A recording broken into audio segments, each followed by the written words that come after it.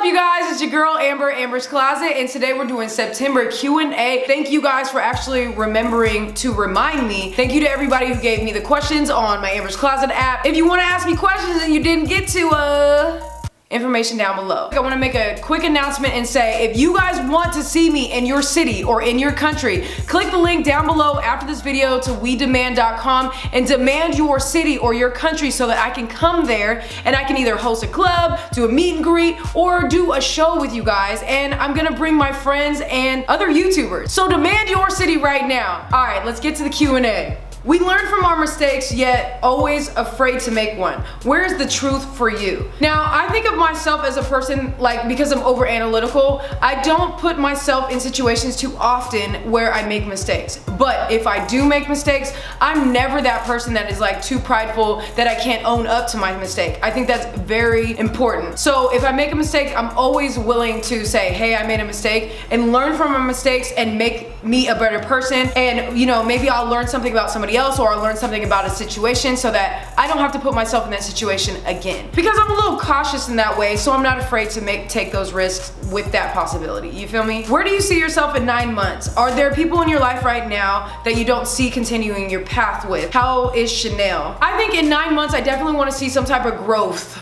in my either business or entertainment type career. I want something else to happen. I want something to move forward. But I think I've done a really good job with only keeping myself surrounded by the people that are really ride or die for me, the people that really like love me, and vice versa.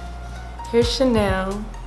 She just got a haircut, so she's shaved like a little tiger and she's all soft and stuff. Her birthday is November 17th. She's about to be 5. You getting old, girl. How long do you think that you'll be doing YouTube? Honestly, like, I don't know. I've been going with the flow ever since I really started my page, and I'm just kind of like rolling with it. You know what I'm saying? I would like to grow on YouTube and maybe create a show one day on YouTube. I mean, I'm down to do YouTube as long as you guys want to keep watching me. It's up to you guys. Amber, what determines when you respond and don't respond to comments on social media? YouTube, IG, Twitter, Amber's Closet app, etc. I know that people get frustrated, but I don't think they realize how overwhelming it can be. It's so hard to live real life and social media world, especially when I'm on so many platforms. People get mad at me that I don't look at comments from my videos a week ago or 2 weeks ago, but it's already hard to keep up on the comments of a video that I posted today or yesterday or something like that. But now Instagram has this new thing where I literally have to type in your name to at you back, which it makes it even harder to say, hey, thank you, I appreciate that, right? But I do try. It's just so hard that when I'm busy in real life to keep up on everything. YouTube, comments, and every single YouTube video that I have. It's so hard trying to keep up, and that's why I try to do videos where I tell you guys I appreciate you, or try to do massive things where I tell you I appreciate you. But I wish that I could reach out to everybody a little bit more. What do you think about when you're by yourself? I think about how to take over the world.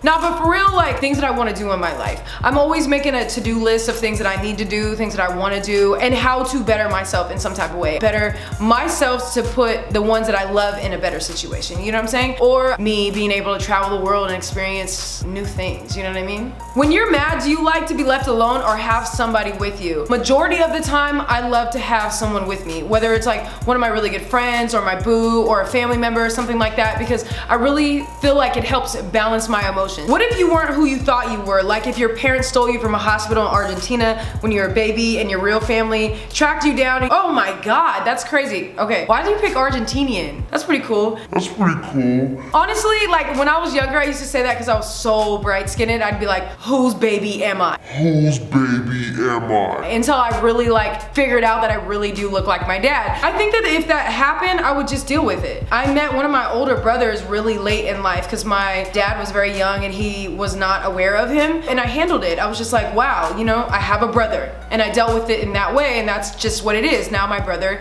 is in my life. So if I had other parents or whatever, I would embrace them, but I would just try to figure out a way to incorporate them into my life. They would just be an addition. Somebody raised me, somebody loved me, so I'm cool. Do you remember what you thought about when you were 14? Yes, hell yeah. I thought about boys. I thought about having fly clothes, not getting in trouble at school. I thought about having to hide my feelings for girls. And when I was by myself, I would think about toughening my skin, trying to strengthen myself, because I grew up with a lot of people like nitpicking at me for certain things. When I got to 14, I realized, you know what? This is me. And I just gotta love myself for all my flaws and all. You get what I'm saying? Date your WCW for life or marry your best friend. I feel like the woman of my dreams would be my best friend. So I guess marry my best friend. Amber, what would you do if 100 of your fans just showed up at your house one day, like knocking on the door or your window, but like waiting in the street? I don't know. Number one, that would be kind of scary because I'd be like, are they coming for me? Are they coming for me? But then the other thing, like if everybody's just here chilling and you guys know where I live, then we're just gonna party at this point, right? I don't know if 100 of you guys can fit in the house, but we'll figure it out. Would you rather be unattractive and live forever or very attractive but only live a year? Oh my God, give me unattractive real quick. That's fine, I'll figure it out. How much time do you spend daily on social media? Too much. Too much. And it's probably not even near the amount of other people spend on social media, but God, it's so much. Every moment is something happening on my social media all the time. It's just like a full-time job. It never stops, and I have to figure out a balance between social life and real life, and sometimes I just gotta give up on the social life and I gotta figure out my real life because I don't want to get caught up in this. Balance in life is everything. Who would be willing to be celibate in a relationship until marriage? To take the time while dating to really get to know each other's hearts. Now, you guys answer this question too, because this question was to everybody. But would I do it? Yes. And to be honest, I'm a bit of a gentlewoman. Like, I don't, tend to go there with people when we're first dating. It takes me a little while. Now, I spent every day with my girlfriend for weeks before I even went there, because it was really all about building our connection, and the connection felt and seemed so deep at the beginning that we really wanted to explore that before getting sexual. I think that that's the best thing to do because it really builds your connection so much that when it comes time for that, you're on the same page, and then it's amazing. So I can wait because I usually do anyway. What's the most unexpected thing you've learned along the way?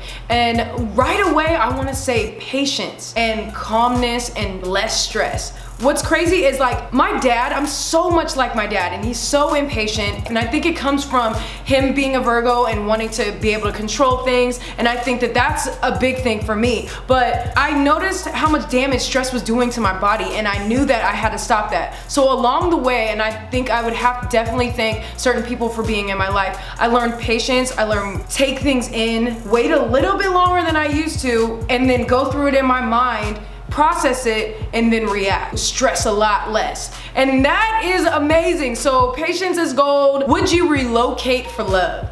Listen.